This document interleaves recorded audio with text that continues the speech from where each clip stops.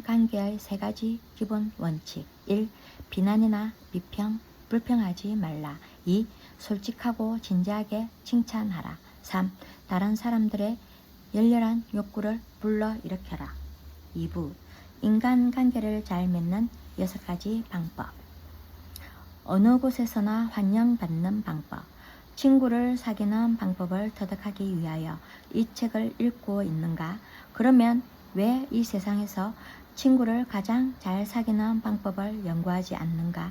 능숙하고 노련한 사람이란 과연 누구일까? 내일 길에서 그를 만날지도 모른다. 당신이 다가가면 그는 매우 반가워할 것이다. 걸음을 멈추고 그에게 다정한 인사라도 하면 그는 얼마나 당신을 좋아하는지 보여주기 위해 펄쩍펄쩍 뛰며 좋아할 것이다. 그의 이런 애정 표현에는 어떤 삿된 생각도 전혀 없다는 것을 곧 알게 될 것이다. 그는 당신에게 부동산을 팔려는 것도 아니고 결혼을 원하는 것도 아니다. 개라는 동물이 생존을 위해 일하지 않은 유일한 동물이라는 사실을 생각해 본 적이 있는가? 닭은 알을 낳아야 하고 조소는 우유를 공급해야 하고 카나리아는 노래를 불러야 한다. 그러나 개는 오직 당신에게 사랑을 바쳐 헌신함으로써 살아가고 있다. 내가 5살 때 아버지는 노란 털북숭이 강아지 한 마리를 50센트를 주고 사왔다.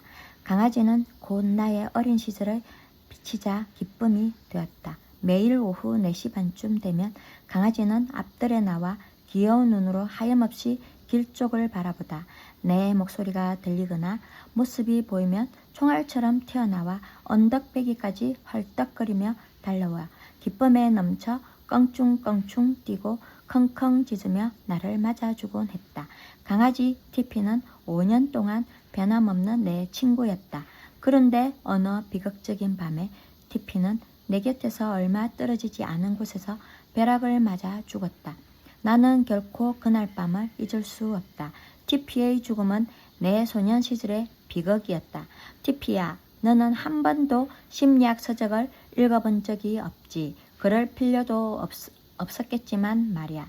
너는 타고난 본능으로 다른 사람들로 하여금 너에게 관심을 갖도록 애씀으로써 2년 동안 사귈 수 있는 친구의 수보다 내가 다른 사람에게 관심을 가짐으로써 2달 만에 더 많은 친구를 사귈 수 있다는 것을 알고 있었지.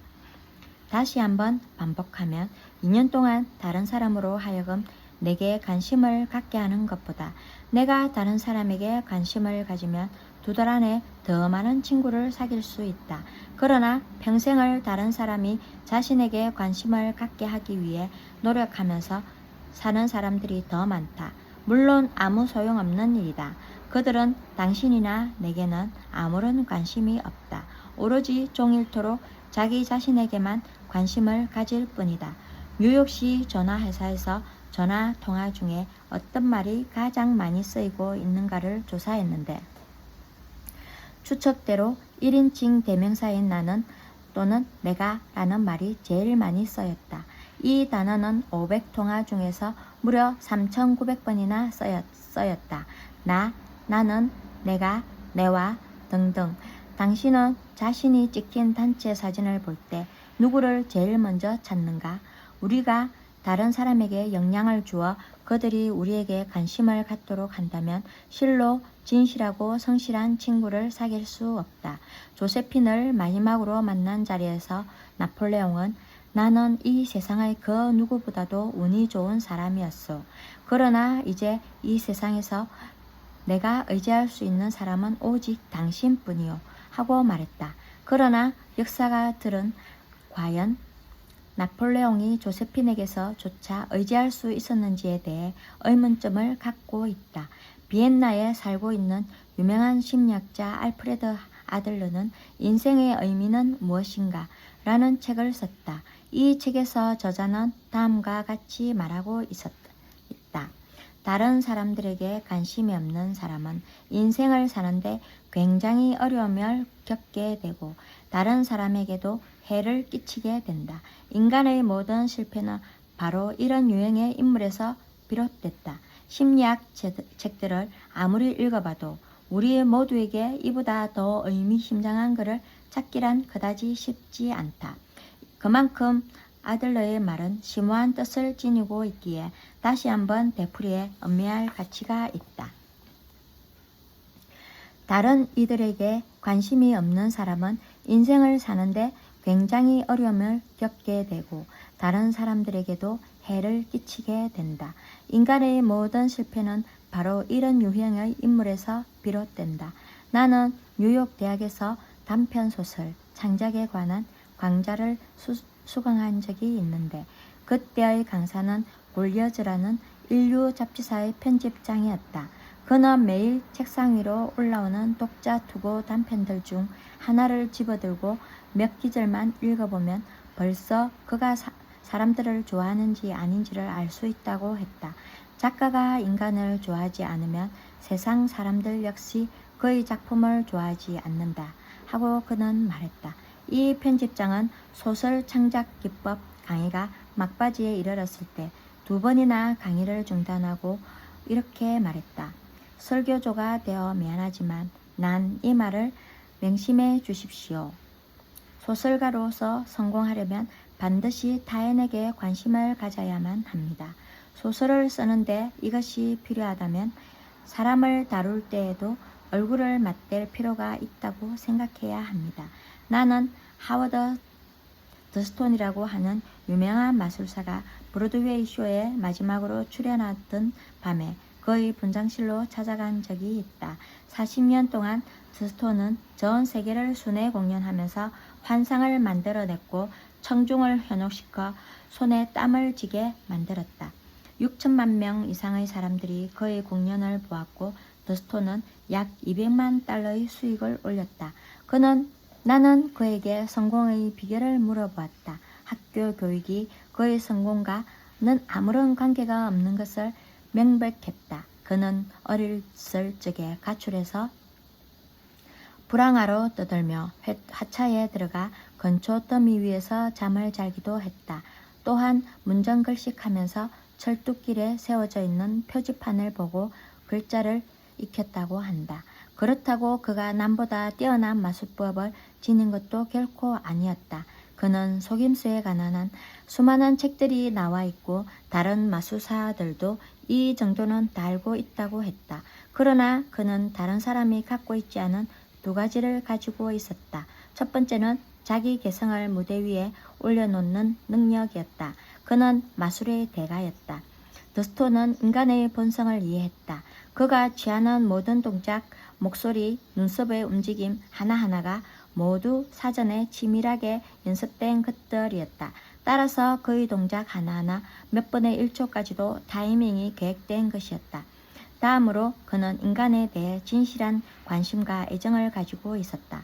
더스톤은 많은 마술가들이 마술을 시작하면서 관중석을 내려다보며 스스로에게 하하 얼빠진 사람들이 꽤 많이 모였군.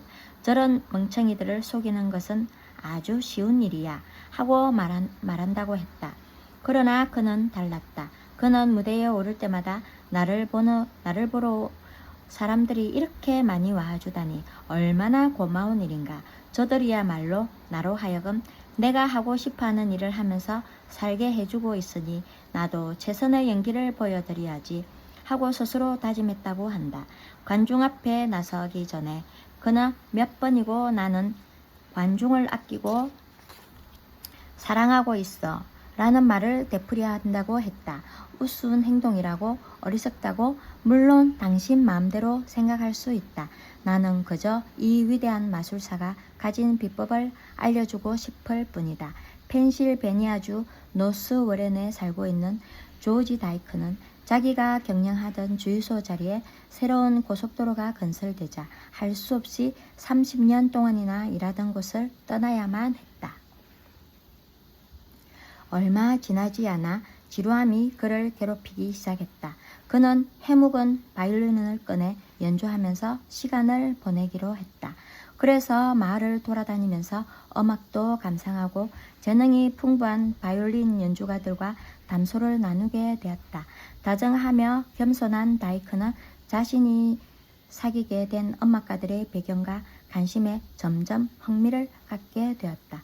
비록 뛰어난 연주가는 아니었지만 친구를 많이 사귈 수 있었고 경연대회에도 참석하게 되어 얼마 지나지 않아 동부 지역의 음악 애호가들로부터 킨지아 주군의 바이올린 주자 조지 아저씨라는 별명을 갖게 되었다.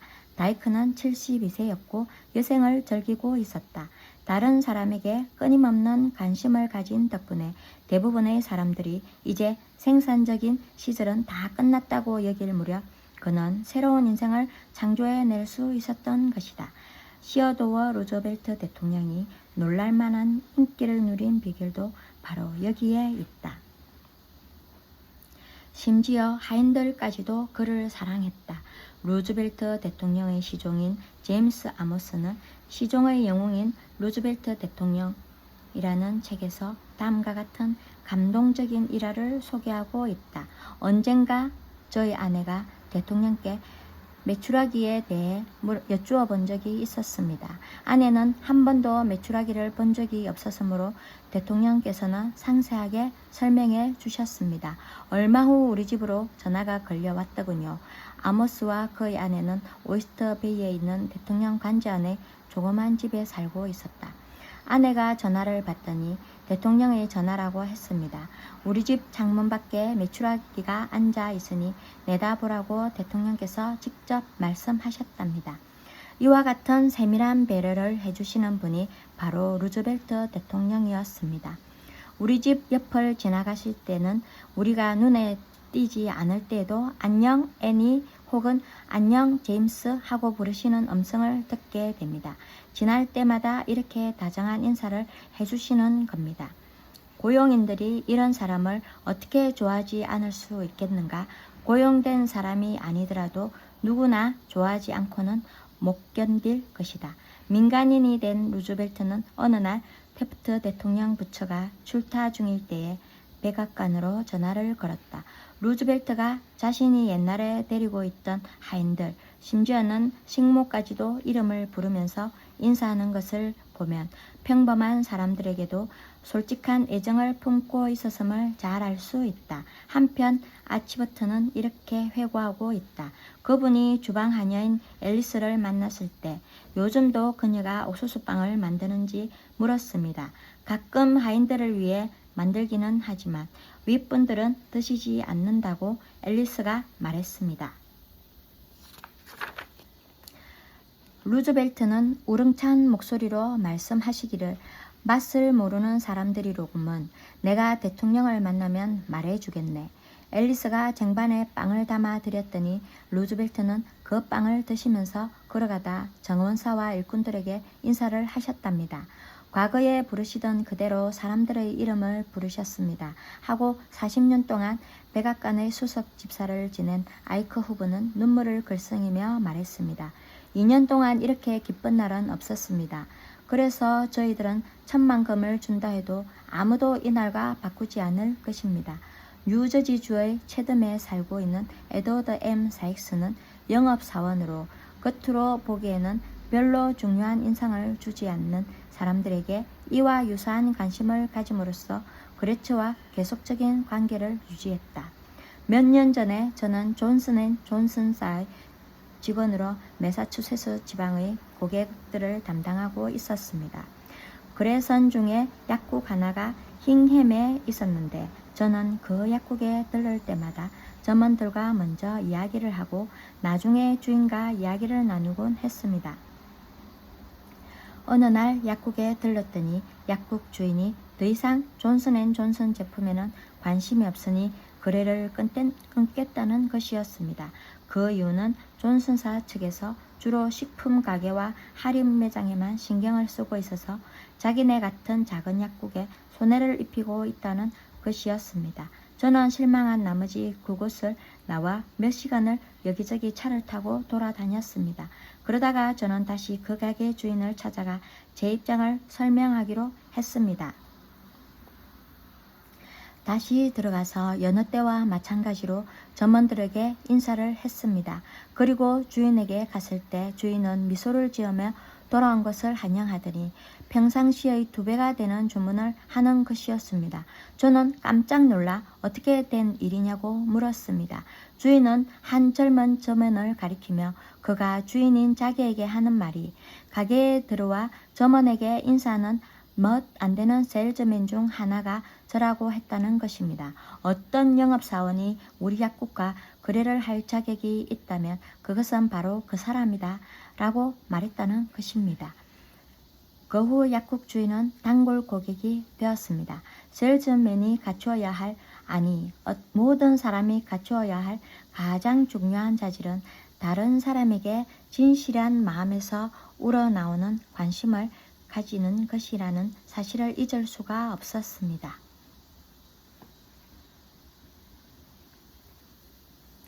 나는 아무리 바쁜 사람들이라 하더라도 진실된 마음으로 관심을 가지면 그들로부터 관심과 협조를 얻어낼 수 있다는 사실을 경험을 통해서 얻었다. 한 예로 몇 년 전에 나는 브루클린의 예술과학재단에서 소설 창작 기법에 관한 강의를 개최한 적이 있다.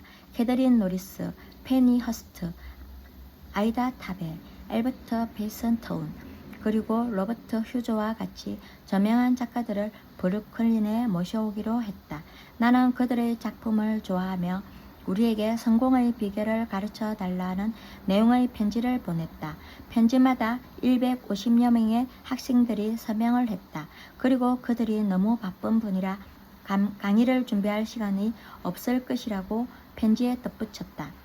그래서 우리는 그들의 자신과 자신만의 소설 창작 기법에 대해서 말할 수 있도록 1년의 설문지를 동봉했다. 그들은 그것을 좋아했다.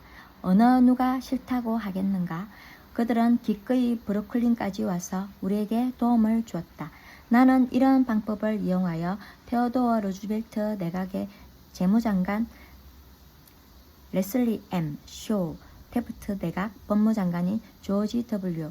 워커샴, 윌리엄 제닝스 브라이언, 프랭클린 D. 루즈벨트 등 수많은 저명 인사들을 초대해서 나의 광자에서 연설하도록 했다.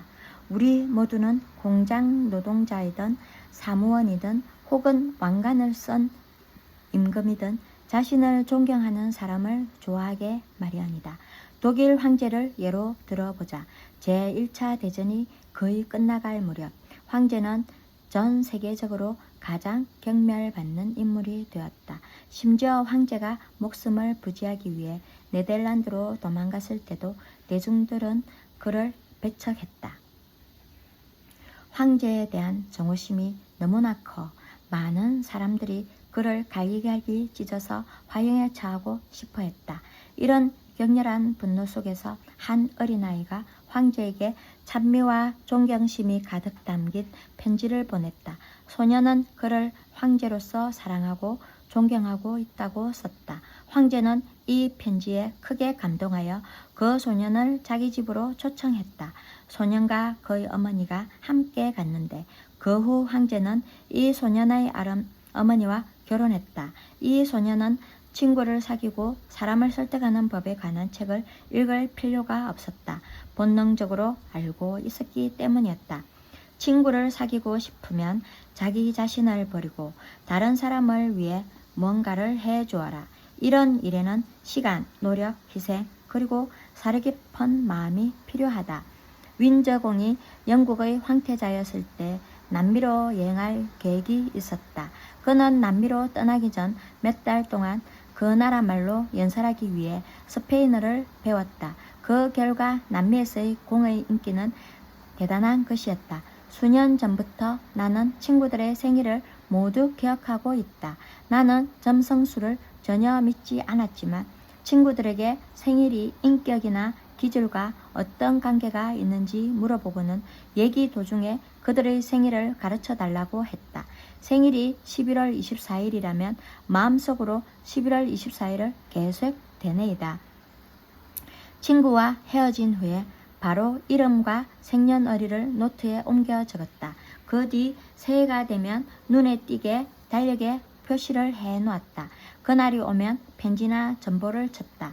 그 결과는 놀랄만한 일이었다.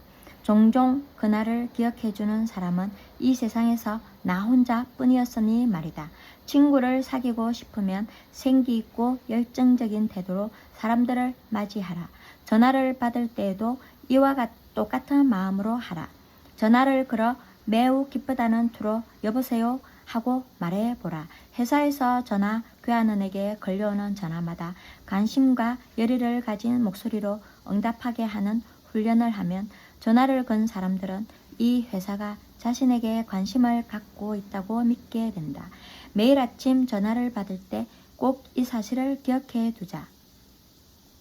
모든 사람에게 진심으로 관심을 보이면 친구를 사귈 뿐만 아니라 그를 회사의 훌륭한 단골 고객으로 만들 수 있다.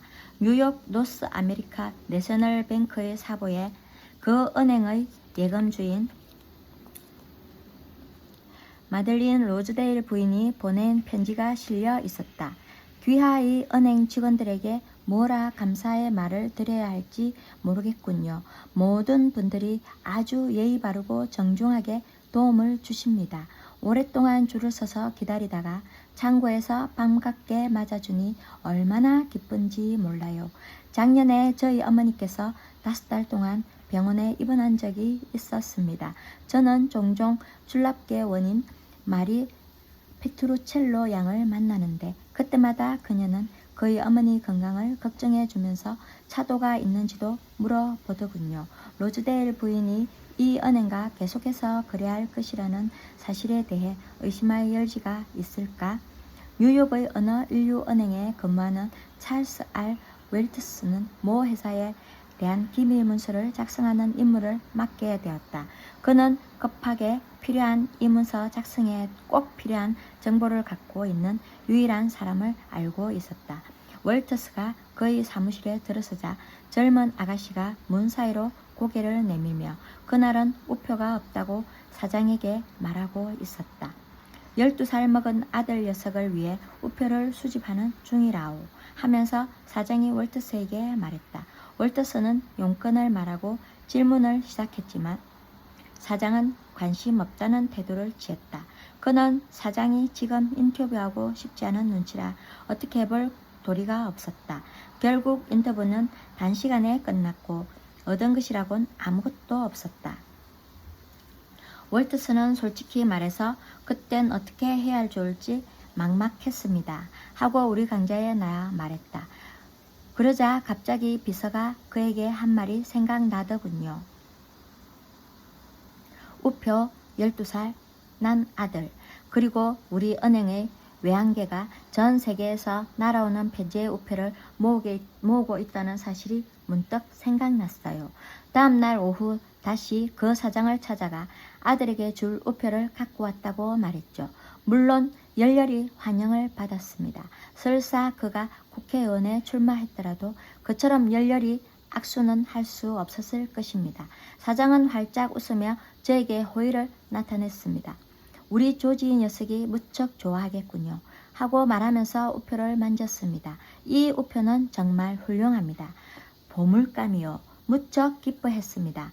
우리는 우표 얘기를 나누고 그의 아들 사진을 보면서 30분을 보냈습니다. 그리고 나서 사장은 무려 1시간 넘게 제가 원하는 정보를 다시 들려주기 위해 굉장히 노력했습니다.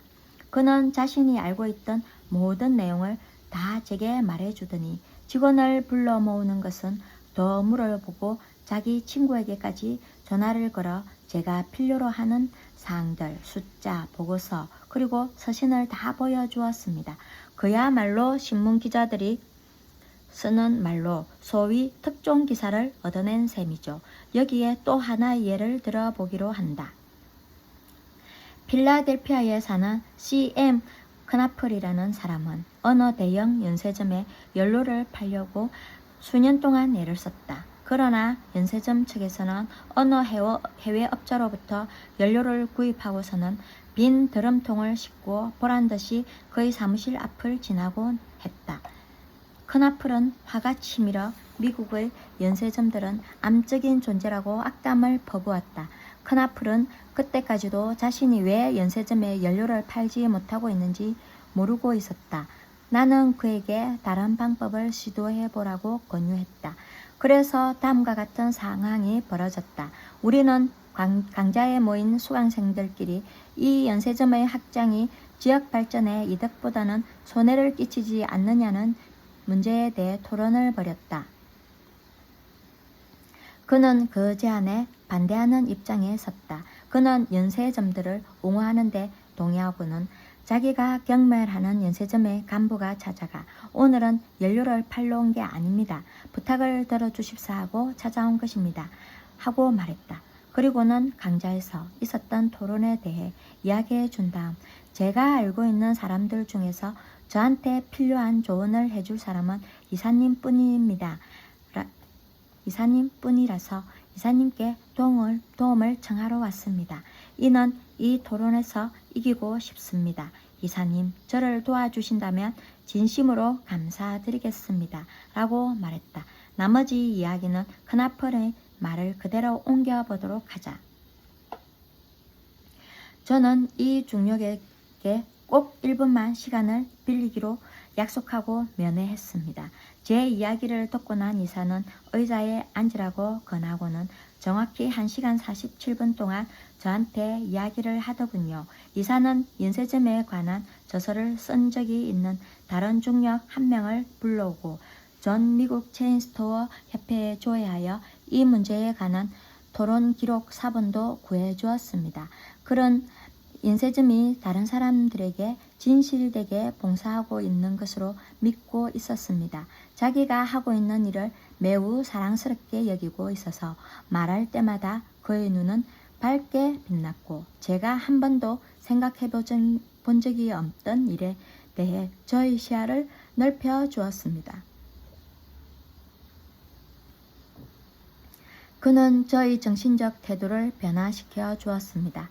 제가 연세점을 떠날 때 그는 문까지 따라 나와 어깨에 손을 얹으며 한 번 더 찾아와 결과를 알려달라고 했습니다. 마지막으로 그분이 해준 말은 봄이 오면 다시 들르시오. 그때 당신에게 연료를 주문할 수 있을 겁니다. 였습니다. 저로서는 마치 기적이 일어난 것 같았습니다. 부탁하지도 않았는데 연료를 주문하다니 저와 우리 제품에 관심을 가져달라고 10여 년 동안 애쓴 것보다 단 2시간 동안 그와 그의 문제에 제가 관심을 보였을 때 훨씬 많은 진전을 이룰 수 있었던 것이다. 크나플이 새로운 진리를 터득한 것은 아니다. 이미 오래전 예수가 이 세상에 태어나기 100년 전에 로마의 저명한 시인 푸블리우스 시르는 다음과 같이 말했다. 우리는 우리에게 관심을 갖는 사람에게 관심을 갖는다. 인간관계의 다른 여러 가지 원칙에서처럼 관심은 표현도 진지해야 한다. 관심을 가진 사람에게 뿐만 아니라 관심을 이끄는 이들에게도 도움이 되어야 한다. 양자 모두에게 이익이 되어야 한다. 뉴욕주 롱아일랜드에서 나의 강좌에 참가한 적이 있는 마틴 긴즈버그는 한 간호원이 그에게 특별한 관심을 가져준 일이 그의 인생에 커다란 영향을 끼쳤다고 말했다. 제가 10살 되던 해의 추수감사들이었어요. 그때 저는 시립병원의 복지병동에 입원해 다음날 정형수술을 받기로 되어 있었습니다. 앞으로는 몇 달 동안 제게 기대할 수 있는 것이라고는 침대에 꼼짝도 못하고 누워 고통을 겪으며 회복을 기다리는 일임을 저는 잘 알고 있었습니다. 아버지는 이미 돌아가셨고 어머니와 저는 조그마한 아파트에 사는 구호 대상자였는데 그날따라 어머니는 저를 찾아올 수 있었습니다. 시간이 차츰 흘러가자 고독감과 절망과 두려움이 엄습했고 어머니는 아무도 없는 집에 홀로 앉아 저를 걱정하고 계셨습니다. 같이 있을 사람도 식사를 같이 할 사람도 없었고 추수감사절을 지낼 돈도 없었습니다. 눈물이 자꾸만 흘러나오더군요.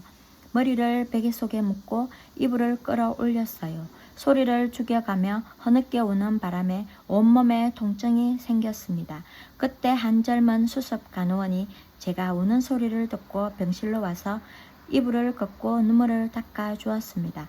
간호원은 자기도 외로우며 그날은 당번이라 가족과 함께 지낼 수 없다고 말하더군요. 그녀는 자기와 함께 저녁을 먹자고 하면서 칠면조고기, 감자 요리, 크랜베리 소스와 디저트용 아이스크림을 담아 2접시 가져왔습니다. 제게 이야기를 해주며 공포심을 가라앉혀 주었어요. 간호사는 오후 4시에 퇴근할 예정이었지만 제 방에서 함께 게임도 하고 이야기도 하면서 제가 잠들 시간인 거의 11시까지 있어 주었습니다. 그날 이후 추수감사절이 오면 저는 그 특별했던 추수감사절과 좌절과 두려움 그리고 고독을 참을 수 있게 해준 그 간호원의 따뜻한 인정을 잊을 수 없답니다. 다른 사람이 당신을 좋아하기를 바란다면 또한 진실한 우정으로 그 사람을 도와주고 싶다면 마음속에 다음의 원칙을 꼭 기억해 두길 바란다. 다른 사람들에게 순수한 관심을 기울여라.